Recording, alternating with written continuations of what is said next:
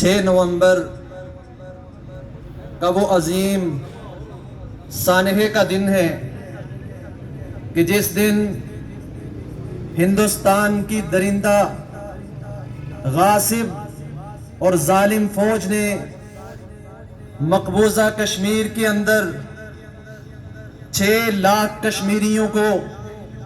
7 دنوں کے اندر اس دنیا کے اندر جمہوریت کا الاپ الاپنے والے ہندوستان کی فوج نے، جو اپنے آپ کو بہت بڑا جمہوری ملک کہتا ہے، جو دنیا کو جمہوریت سکھانے کی باتیں کرتا ہے، جو یہ کہتا ہے کہ میں دنیا کے اندر لوگوں کو رہنے کے آداب اور اسلوب بتاتا ہوں، لوگوں کو میں حق دیتا ہوں کہ وہ آزادی کے ساتھ دنیا میں رہ سکتے ہیں۔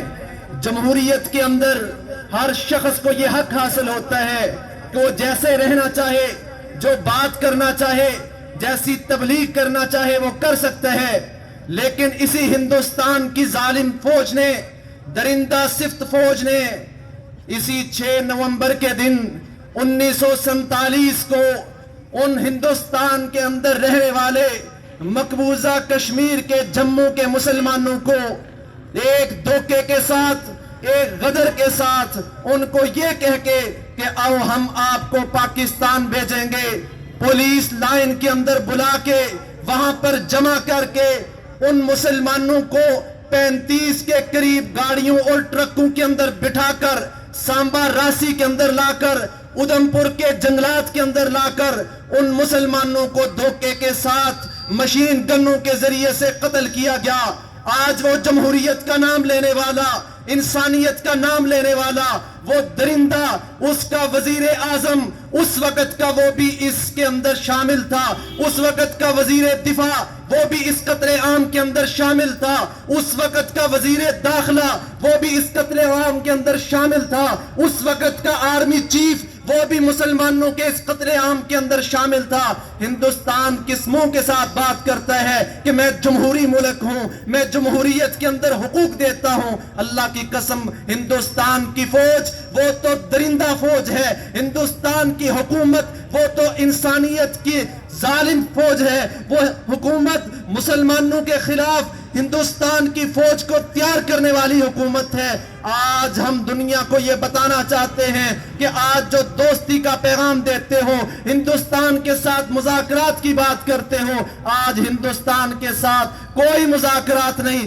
بلکہ اللہ کا قرآن ہمیں یہ کہتا ہے وَإِن نَكَثُوا أَيْمَانَهُمْ، اگر کوئی قوم، کوئی فوج، کوئی ملک، کوئی علاقہ اپنے عہد و پیمان کو توڑ دے تو تم بھی اس کے ساتھ کوئی عہد و پیمان نہ کرو، تم بھی ان کے ساتھ جہاد کا اعلان کرو، قتال کا اعلان کرو۔ آج میں اسلام آباد کے حکمرانوں کو، عمران خان صاحب کو، آرمی چیف کو، وزیر خارجہ کو یہ پیغام دیتا ہوں، یہ اپیل کرتا ہوں کہ جیسے وہ مسلمانوں کے ساتھ سلوک کر رہے ہیں، آج 1947 کی ہی بات نہیں، آج کشمیر کے اندر اسی غدر کو دہرایا جا رہا ہے، اسی قتل عام کو دہرایا جا رہا ہے، آج آسام کے اندر اسی تاریخ کو دہرایا جا رہا ہے، تری پورہ کے اندر مسلمانوں کے گھروں کو اسی طرح سے جلایا جا رہا ہے۔ ہندوستان کس جمہوریت کی بات کرتا ہے؟ اگر بات صرف 6 نومبر 1947 کی ہوتی، ہم بھول چکے ہوتے، اس سے لے کر آج 2021 6 نومبر آ چکا ہے، لیکن ہندوستان اپنے اس رویے سے بدلنے پہ تیار نہیں، ہندوستان اپنے اس ظلم سے باز آنے پہ تیار نہیں، ہندوستان کی فوج اس درندگی سے رکنے پہ تیار نہیں۔ تو ہم بھی کہتے ہیں اگر تم رکنے پہ تیار نہیں، ہمیں قرآن حکم دیتا ہے کتب علیکم القصاص، ہم چن چن کر بدلہ لیں گے، وہ خون ہمارے کندھوں پہ قرض ہے، لہو ہمارا بلا نہ دینا۔ وہ اس وقت کے 6 لاکھ شہداء ہمیں پکار پکار کے کہتے ہیں اے آزادیوں کے اندر بیٹھے مسلمانوں، اللہ نے تمہیں آزادیاں دی ہیں، اللہ نے تمہیں عیش و آرام دیا ہے، تمہارے اوپر ظلم و ستم نہیں ہے، تو تمہارے کندھوں پہ جتنا یہ عیش و آرام ہے اتنا ہی تمہارے کندھوں پہ قرض بھی ہے، اتنا ہی فرض بھی ہے۔ ان شہیدوں کو بلانا نہیں ہے، ہماری تو تاریخ یہ ہے، ہمارے نبی کی تو سنت یہ ہے، اللہ کا طریقہ یہ ہے کہ ایک مسلمان کے بدلے 1400 لوگ کٹ مرنے کے لیے تیار ہو جاتے تھے۔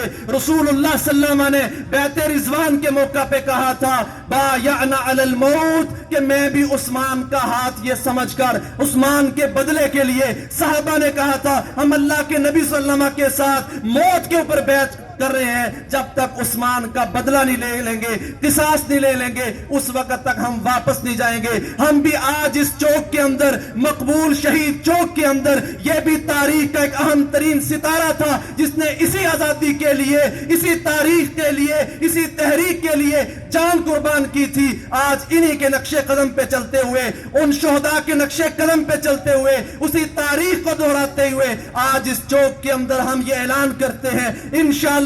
جب تک اپنے ان جموں کے شہداء کا 6 لاکھ کا بدلہ انتقام نہیں لے لیتے، اس وقت تک نہ ہم ان کے لہو کو بلائیں گے، نہ ہم ان کے انتقام کو بلائیں گے، نہ ان کی تاریخ کو بلائیں گے، نہ ہی انشاءاللہ ان شہداء کے اس مشن کو بلائیں گے۔ اس کو جاری اور ساری رکھیں گے۔ اللہ ہمیں عمل کی توفیق عطا فرمائے۔ وآخر دعوانا ان الحمدللہ رب العالمین۔